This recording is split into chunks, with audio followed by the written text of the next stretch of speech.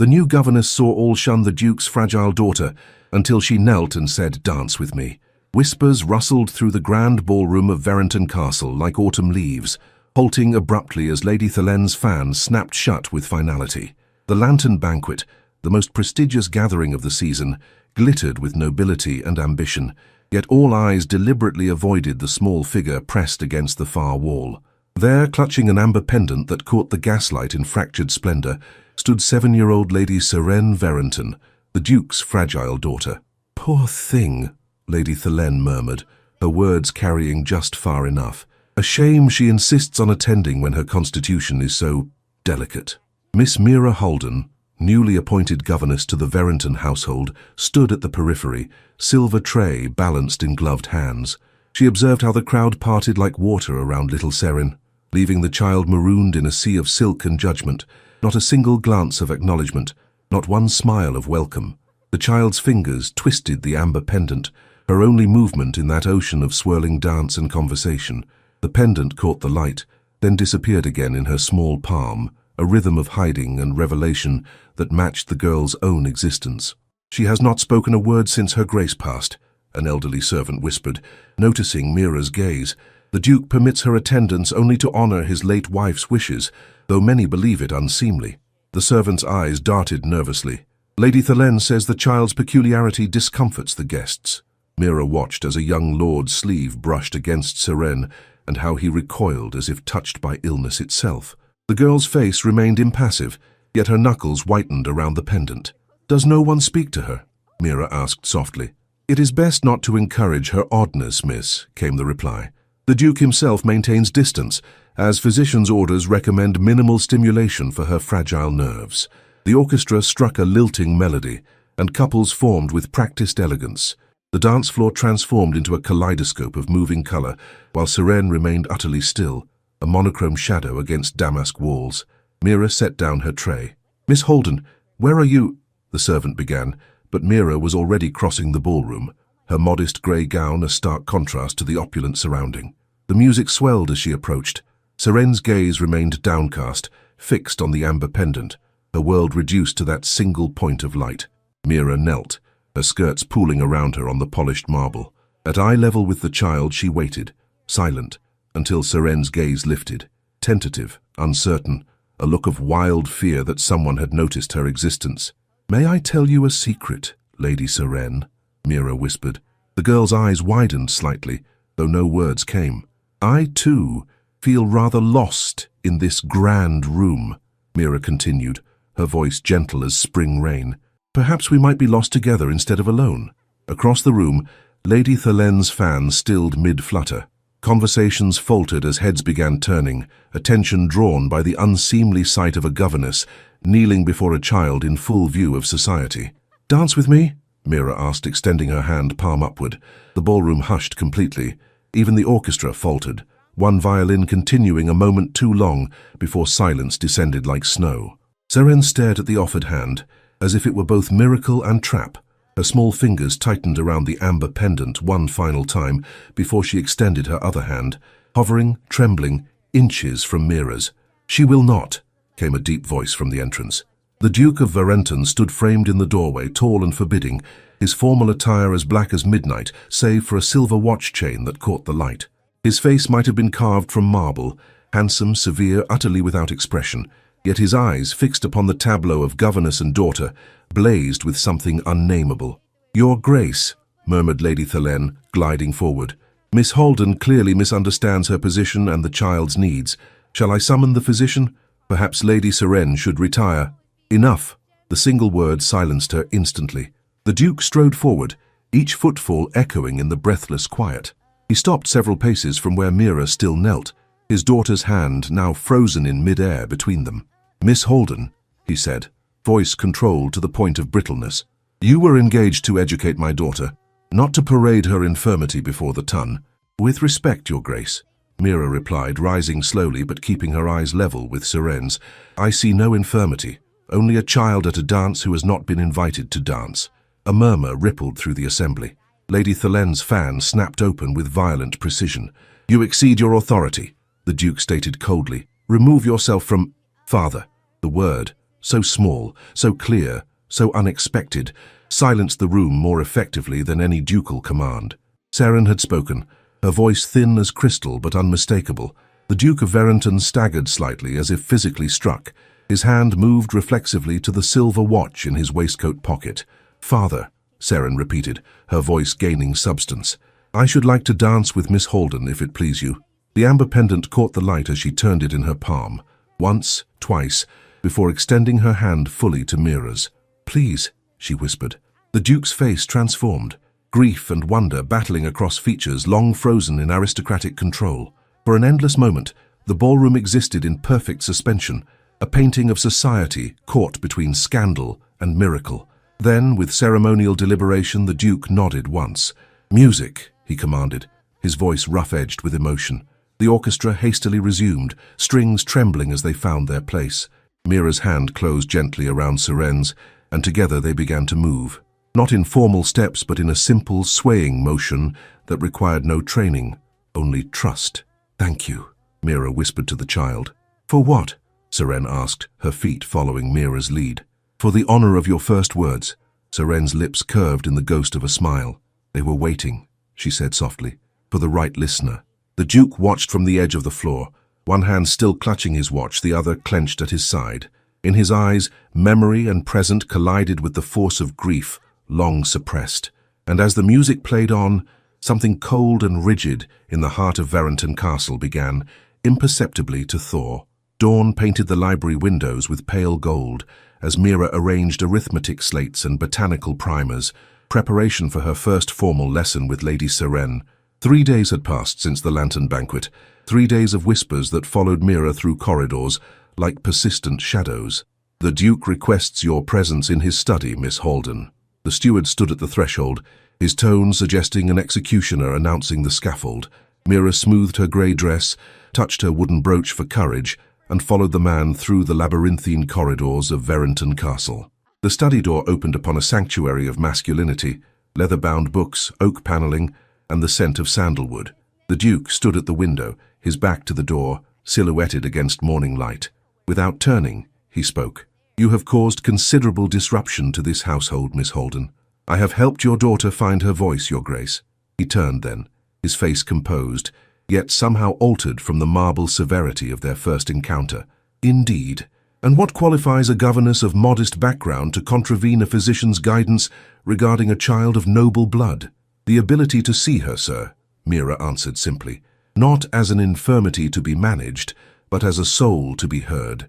The Duke's fingers brushed against his watch chain. "She has not spoken so clearly since her mother's passing.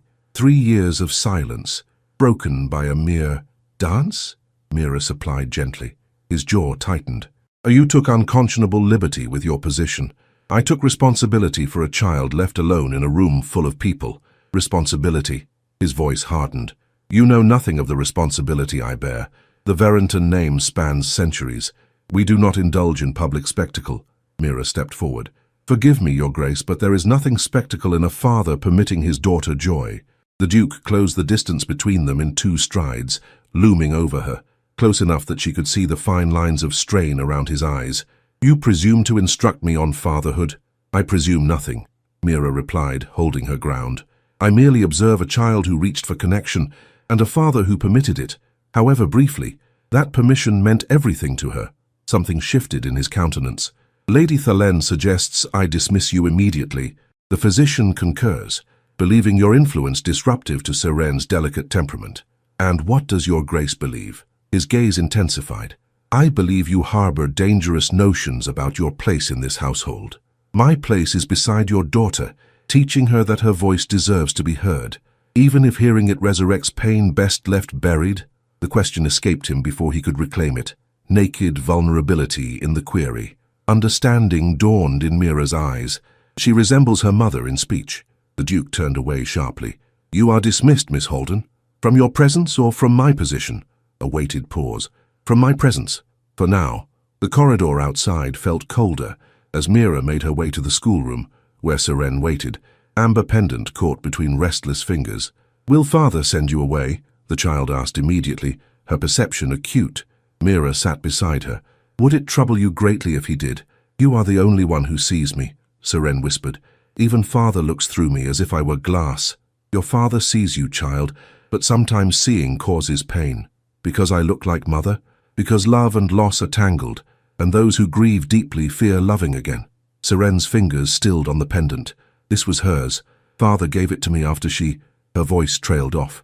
It's beautiful, Mira said, like captured sunlight. Mother said it held her heart. Seren extended the pendant toward Mira. Would you wear it today, just today? Oh, Seren, I couldn't possibly... Please. Then perhaps father will see you properly. No one sees the servants, you know, just as no one sees me. With reverent hands, Mira accepted the amber, its warmth pressing into her palm like a promise. She fastened it around her neck, the pendant resting just below her collar. There, Seren said with satisfaction. Now you carry her heart too. The morning passed in quiet study, until Lady Thelen swept into the schoolroom unannounced, her wine-dark dress a stain against the sunlit white walls. Miss Holden, she said, eyes narrowing on the pendant. The Duke requires Lady Seren's presence for luncheon. Alone. Seren's hand crept into Mira's. Miss Holden accompanies me everywhere. Not today, Lady Thelen replied with cold triumph. Your father specifically requested your solitary attendance. I shall escort Lady Seren to the dining room, Mira said, rising. As is proper. Lady Thelen's lips thinned. How curious that propriety concerns you now, when it did not at the banquet. Her gaze fixed on the amber pendant. And how peculiar to find you adorned with the late Duchess's jewellery. The Duke shall hear of this appropriation. It was my wish, Seren said clearly. I gave it to Miss Holden for safekeeping. Did you indeed? Lady Thelen's voice dripped with disdain. Children have no authority to dispense family heirlooms. Remove it at once and return it to its rightful keeper. I am its rightful keeper, Seren replied, her chin lifting in a gesture so reminiscent of her father that Mira's heart clenched. And I have decided Miss Holden shall wear it today. Lady Thelen's complexion mottled. This impertinence confirms the physician's concerns. The governess's influence has made you willful and disobedient. No, madam, Mira interjected quietly. Lady Seren simply speaks her mind as befits her station. Surely the daughter of a duke need not fear expressing her wishes in her own home.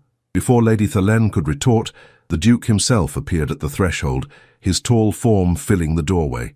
His gaze travelled from his daughter's defiant stance to Mira's composed face, lingering momentarily on the amber pendant at her throat.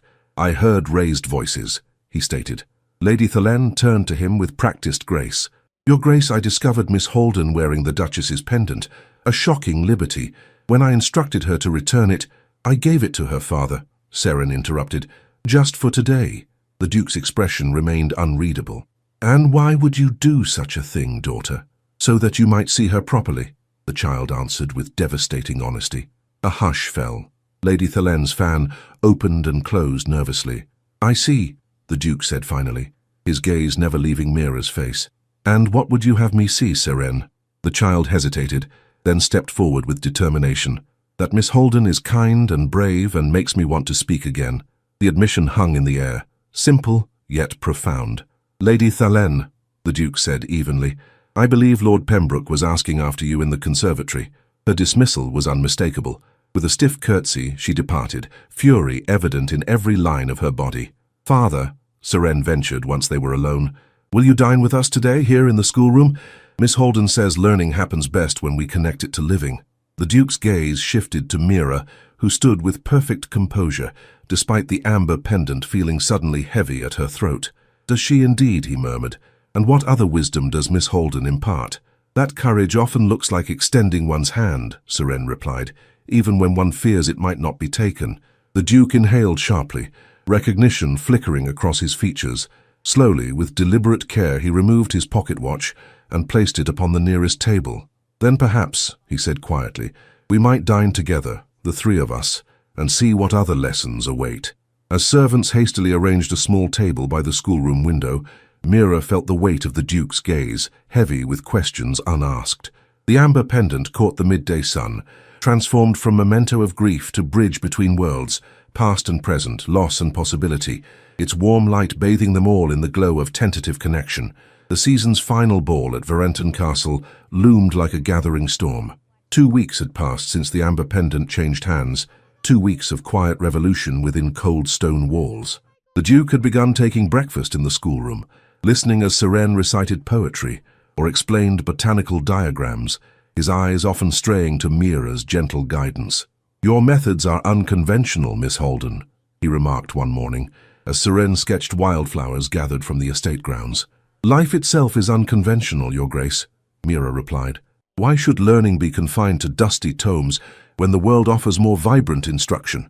Something like amusement touched his lips. "You would have my daughter educated by meadows and streams rather than classics and mathematics?" "I would have her educated by both," Mira said, "and by the resilience of her own heart." These small exchanges multiplied, brief moments where formality yielded to genuine discourse. Yet public spaces remained governed by rigid protocol. In the presence of guests or Lady Thelen, the Duke maintained cool distance, though his eyes often sought Mira across crowded rooms. Lady Thelen had not abandoned her campaign. Whispers intensified. The governess was manipulating the child. The Duke had grown besotted with a commoner. The late Duchess's memory was being shamefully erased. On the night of the ball, these currents converged. Mira helped Seren prepare, pinning tiny roses in the child's hair. "Father has commanded our attendance tonight," Seren said, her voice stronger now, though still soft. "Both of us." Mira stilled. "Surely you misunderstood, dear heart. Governesses do not attend such functions except in service capacity." "He was most specific," Seren insisted. He said, "Tell Miss Holden her presence is required, not requested." A knock interrupted them.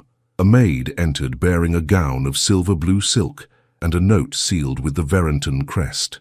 "For you, Miss Holden," the maid said, unable to disguise her astonishment. "From His Grace." The note contained a single line in bold script. "Some battles require proper armor." Seren clapped her hands. "See? He wishes you to attend properly." "It would cause a scandal," Mira whispered, touching the exquisite fabric with reverent fingers. "Perhaps that is exactly what he intends," Seren replied with unexpected insight. The gown transformed Mira. Though modest by society standards, its cut and fabric spoke of quality beyond a governess's station. The amber pendant, which Seren had insisted she keep wearing, gleamed against the silk. "You look like a duchess," Seren declared. "I look like a governess in borrowed finery," Mira corrected gently. "Remember who we truly are, Seren. Appearances change nothing essential." Below, the ballroom already hummed with aristocratic energy. Lady Thalen held court near the Duke, her crimson gown a declaration of ambition. "You have outdone yourself, Aldrich," she said, using his given name with calculated intimacy. "The Tun will speak of nothing else this season." "Indeed," he replied absently, his gaze fixed on the grand staircase. "Then I trust tonight shall provide them ample material. I've taken the liberty of arranging for Lady Harrington's daughter to play the pianoforte," Lady Thelen continued. "A charming girl of excellent family. Perhaps Seren might find inspiration in a peer's accomplishments." "My daughter requires no such example," the Duke stated. "She possesses courage beyond her years." Lady Thalen's fan fluttered nervously. "Surely you don't mean to let her appear tonight, after the incident at the lantern banquet?" "I mean to honor her wishes," he replied, as any father should. A hush fell over the assembly as Seren appeared at the top of the staircase, her white dress simple yet elegant, tiny roses crowning her head. Beside her stood Mira, in silver blue silk, the amber pendant catching light like a fallen star. "Good God," someone muttered. "He's lost his senses entirely." Lady Thalen's face drained of color. "Aldrich, you cannot possibly intend—" "I intend many things this evening, madam," the Duke interrupted, his voice carrying with quiet authority. "Chief among them, setting certain matters right." He strode to the foot of the staircase and extended his hand as Seren and Mira descended. The gesture, publicly claiming their connection, sent ripples of shock through the ballroom. "Your Grace," Mira murmured, hesitating at the final step. "Miss Holden," he replied, just loudly enough for those nearby to hear. "I believe we have unfinished business from the lantern banquet." Confusion flickered across her face. "The dance," he clarified, offering his arm. "My daughter began it. I should like to continue it if you are willing." The orchestra, sensing momentous shift, began a gentle waltz. The Duke led Mira to the center of the floor, where no one dared join them. "You court scandal, Your Grace," Mira said softly as they began to move in perfect rhythm. "I court honesty," he corrected. "After years of frozen silence, the Tun will not forgive such a display." "I do not require their forgiveness. His hand tightened slightly at her waist. "Only yours." Mira's step faltered. "Mine. For failing to see what my daughter saw immediately, that some souls enter our lives not as obligation, but as salvation." The amber pendant gleamed between them as they turned, a physical manifestation of the bridge being built, word by word, step by step. "I make no claims upon your future, Miss Holden," the Duke continued, his voice intimate despite their public stage. "But I would ask if you might consider Verrington Castle more than temporary employment." "What would you have it be?" Mira asked, hardly daring to breathe. "Home," he said simply, "for as long as you wish it." From the edge of the dance floor, Lady Thelen stepped forward, her face contorted with fury. "This has gone far enough, Your Grace. The governess has bewitched both you and the child with common sentimentality. She even wears the Duchess's pendant, flaunting her presumption." The music faltered. Dancers stilled. All eyes turned to the tableau at the center of the floor. "The pendant was my gift," Seren's voice rang out as she moved to stand beside her father and Mira. "As was my trust." Lady Thelen's laugh was brittle. "A child cannot give what belongs to her heritage. That pendant is a Verrington heirloom, meant for the Duchess alone." "Indeed it is," the Duke agreed, his hand still at Mira's waist, "and I find it exactly where it belongs." A collective gasp rippled through the assembly. "Father," Seren said clearly, reaching for both their hands, "ask her properly, before witnesses, as tradition demands." The Duke's expression softened as he looked down at his daughter, then back to Mira, whose face reflected wonder and trepidation in equal measure. "Before these witnesses," he said, his voice carrying to every corner of the ballroom, "I declare my intentions toward Miss Mira Holden to be honorable and lasting. The pendant she wears is not merely borrowed, but bestowed, a token of my esteem and that of my daughter." He took Mira's hand and knelt before her, reversing her gesture from weeks before, the Duke of Verrington, one of England's proudest nobles, on one knee before a governess. "You knelt first," he said, more quietly now. "You saw my daughter when all others turned away. You awakened voices long silenced by grief. If your heart permits, I would ask for the honor of your hand, that Verrington might hear laughter in its halls once more." Tears glistened in Mira's eyes. "Your Grace." "Aldrich," he corrected gently. "My name is Aldrich, and it has been too long since anyone has spoken it with affection." Seren tugged at Mira's gown. "Say yes," she whispered audibly. "Please say yes." The ballroom held its collective breath, a sea of judgment and astonishment surrounding the small island of truth at its center. Mira's fingers touched the amber pendant, then extended to the Duke's upturned hand. "Yes," she said simply. "Yes to your name, your daughter, and your heart." As he rose and drew her close, the pendant caught between them, its amber heart glowing with renewed purpose. And when the Duke turned to the stunned assembly, his arm protectively around Mira and his other hand clasping his daughter's, his voice rang with certainty. "The season ends tonight," he declared, "but the true dance of Verrington is only beginning." Lady Thelen's fan clattered to the floor, its sound lost beneath the swell of music as the orchestra, sensing the Duke's victory, resumed its waltz with triumphant vigor. And as Aldrich Verrington guided his daughter and future bride in a circle of their making, the amber pendant turned between them, no longer a memento of loss, but a beacon lighting the way forward, step by step, heart by heart. Spring arrived at Verrington Castle with unprecedented vigor, as if nature itself celebrated the thawing that had occurred within its stone walls. The formal gardens, long maintained but rarely enjoyed, now hosted daily excursions as Seren led her father and Mira through paths her mother had once designed. "She would have liked you tremendously," Seren confided to Mira as they sat beneath a blossoming apple tree, the Duke nearby reviewing estate papers. "Mother always said the measure of nobility was not in one's bloodline, but in one's capacity for courage." "A wise woman," Mira replied, adjusting the amber pendant that had become her constant companion. "I should have valued her friendship greatly." "You honor her memory in ways Lady Thelen never comprehended," the Duke said, setting aside his documents. "Elise believed in living fully, not in preserving grief like pressed flowers." The mention of Lady Thelen brought a momentary shadow. Following the ball, she had departed for the continent, spreading tales of the Duke's madness and the governess's manipulation. Yet the scandal she predicted had largely dissolved when the Queen herself sent congratulations upon hearing how the child had blossomed. "The banns will be read on Sunday," Aldrich said, moving to sit beside them on the stone bench. "The village is quite abuzz with preparations." "Are you certain, Aldrich?" Mira asked quietly. "There is still time to choose a more conventional path." His laugh was warm, transformed from the cold reserve of months past. "Conventional paths led me to frozen solitude. I prefer this road, however untraveled." "The servants say we make a peculiar family," Seren observed, twining a strand of apple blossom into a crown. "A duke who laughs, a governess who dances, and a child who speaks her mind."